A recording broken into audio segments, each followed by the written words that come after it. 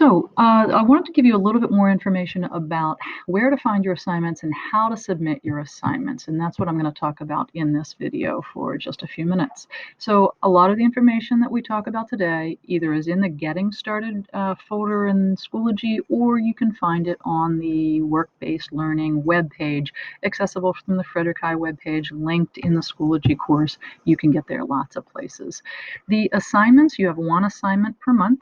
They are also going to be in folders in the Schoology course. So a monthly folder will have a couple links to timesheets and one assignment link in there. So you can also look ahead at the assignments by going to the Work-Based Learning or the Internship or Links Work Placement website linked in the Schoology site if you want to take a look in advance at some of the assignments. That might not be a bad idea sometimes also.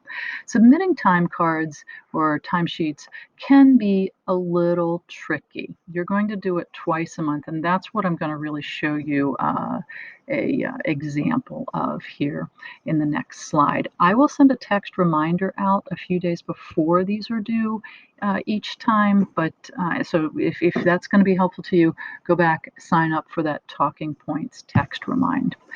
So in the folder, each time there's an assignment due, you'll see a link kind of like this one that you will click on that will help you to report your hours. It'll open up a Google form.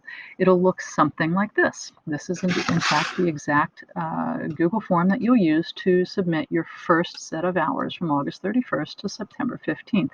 It's due 3 days later by September 18th.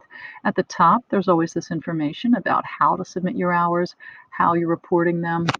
I do not need to know that you were at your internship from 11 o'clock until 1 o'clock. I just need to know that you were there for 2 hours. I also need you to submit your hours in numerals only, and that's all reminding you there at the top in the directions. Then you're going to give me some information about each day. You're going to tell me the hours you were at your internship or your work placement each day.